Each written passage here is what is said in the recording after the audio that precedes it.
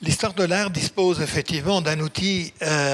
d'une grande précision et en même temps d'une grande approximation. C'est ce qu'on appelle l'attribution, c'est-à-dire la référence d'un objet à un nom ou à un milieu sur la base de toute une série d'éléments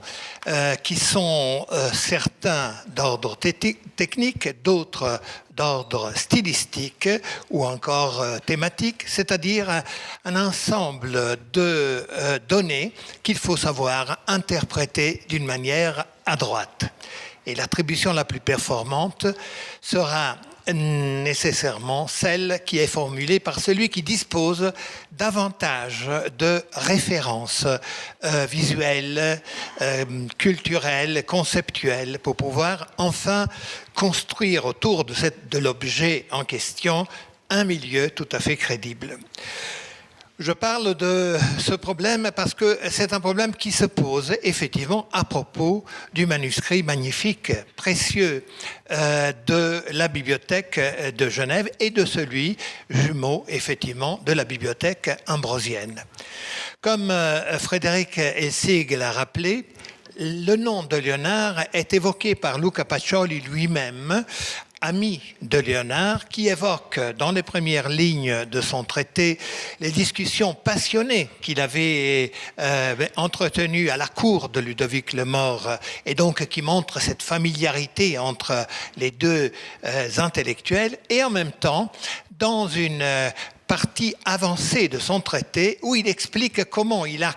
conçu ce traité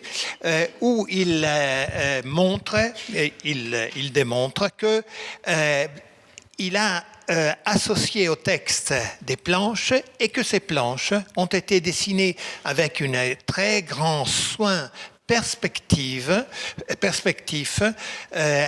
comme le fait d'habitude ou selon les modes utilisés par Léonard de Vinci, come fa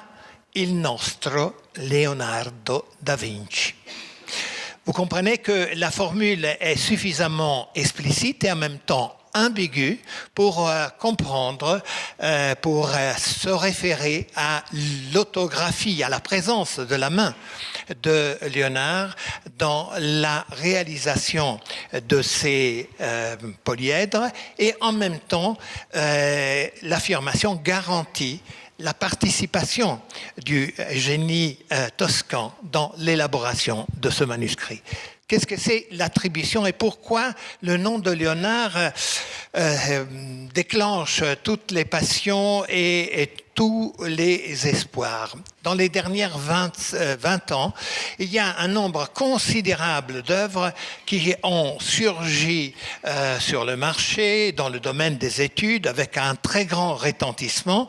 parce qu'ils appelaient le nom de Léonard. Et vous voyez ici un exemple relativement célèbre qui porte le nom presque chevaleresque de la belle princesse, qui est un très élégant portrait féminin vu de profil, réalisé sur un parchemin et pour lequel, en faveur du nom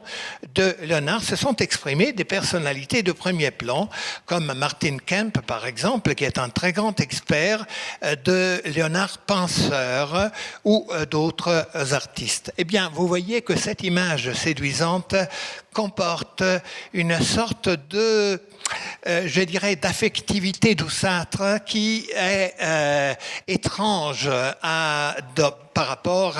à la peinture beaucoup plus sévère et beaucoup plus contrôlée de la fin du XVe et du début du XVIe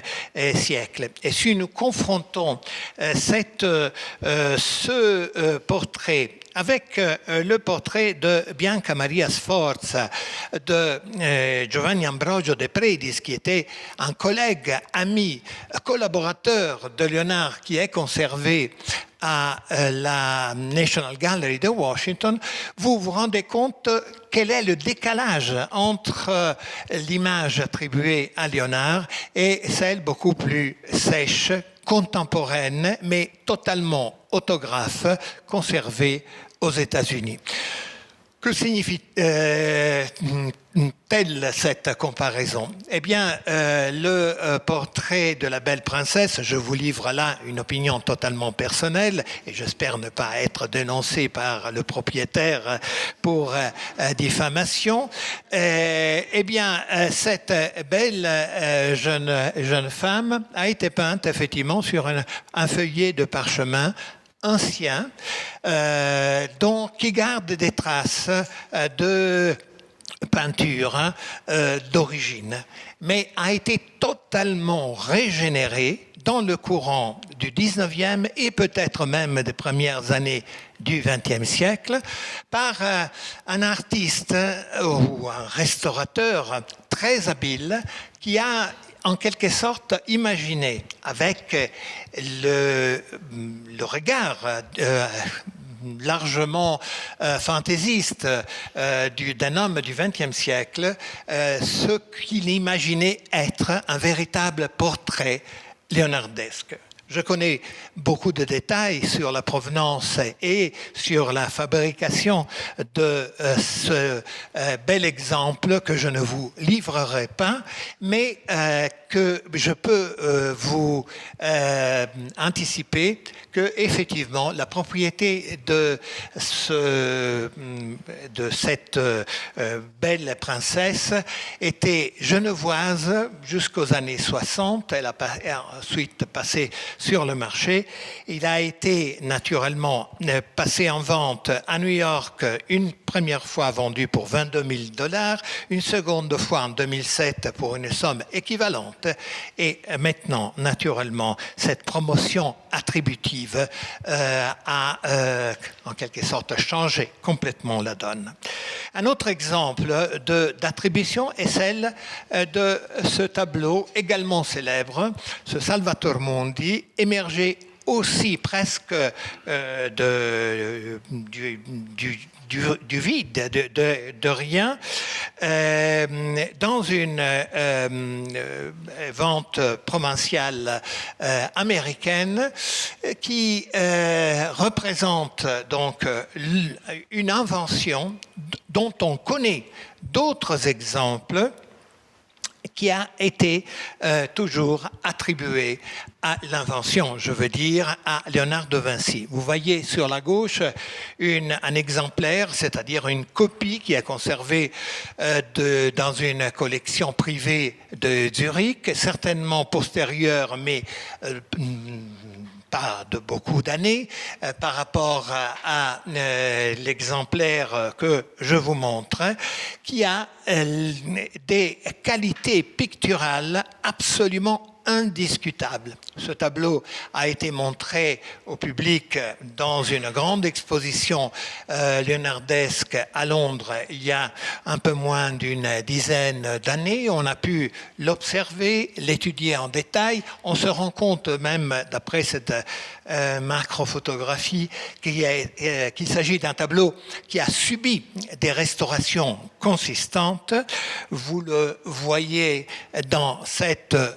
photo, il a été aussi restauré d'une manière très habile, mais ce qui est, disons, en bon état ou en état satisfaisant, comme par exemple la main qui tient le globe transparent du Christ, est d'une qualité qui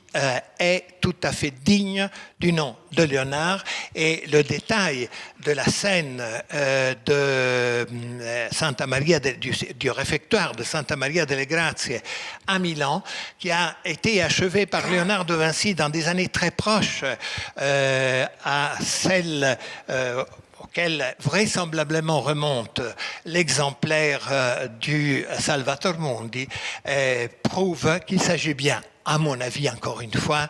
d'un original certainement qui a souffert, mais qui est qui peut être inscrit dans le catalogue du peintre et artiste toscan. Voyons donc maintenant les planches des Divina Proporzione. Le octaèdre dans les deux versions. Sur la gauche, la version de l'ambrosienne, et sur la droite, avec les marques de ces corrosions provoquées par des champignons après la restauration, bien entendu, l'exemplaire de Genève. Et vous voyez qu'il y a une identité de tracé, mais une différence d'écriture, dans le sens, ce n'est pas seulement les cartouches qui sont différentes, un peu plus soignées et on peut le dire même un peu plus monotone, celle de l'exemplaire milanais, moins contrôlée celle de l'exemplaire genevois. Les solides sont tracés avec une très grande habileté graphique, et une autre confrontation vous montre qu'il y a effectivement une petite, à peine perceptible différence de main et de qualité entre les deux exemplaires qui sont vraisemblablement conçus dans le même milieu, peut-être même réalisés dans le même atelier, mais par deux artistes, deux artisans, de dessinateurs différents. Comment trancher dans cette énigme? Eh bien, il est difficile de concevoir que Léonard de Vinci, dont l'expérimentation graphique est constante, qui a utilisé le dessin certainement pour préparer ses grandes compositions peintes, mais également et en même temps pour enquêter la structure même des objets qu'il reproduisait, qui a utilisé le dessin comme outil de connaissance du monde physique. Il est difficile de concevoir que Léonard de Vinci ait eu la patience, l'humilité, je dirais la constance de réaliser une après l'autre ces magnifiques planches qui décorent cet important traité. Une confrontation avec un dessin de différentes machines destinées à conduire l'eau conservée qui fait partie du grand codex Atlanticus par son format conservé à la bibliothèque ambrosienne de Milan et qui remonte plus ou moins à ces mêmes années, c'est-à-dire les dernières années de ce jour milanais, vous montre la façon expérimentale, très, je dirais, très peu soignée, effectivement, de ce magnifique dessinateur. Parce qu'il faut bien le dire, les dessins de figures de Léonard sont d'une qualité totalement extraordinaire. Mais en même temps, vous voyez qu'il y a cette, comment pourrais-je dire, cette association entre l'enquête scientifique et le rendu graphique obtenu avec un trait consistant, mais pas aussi régulier que celui que nous avons constaté dans nos codex. Et enfin, ce dessin que vous avez déjà vu au moins 2 fois auparavant, l'homme construit selon les proportions vitruviennes qui porte cette vibration dans la ligne de contour du corps, qui en même temps, on appelle ça le traité, non pas les traités, mais oui, le traitement des ombres porte la marque de sa pratique de gaucher, eh bien, vous voyez qu'il y a effectivement entre ces exemples et ce magnifique de notre livre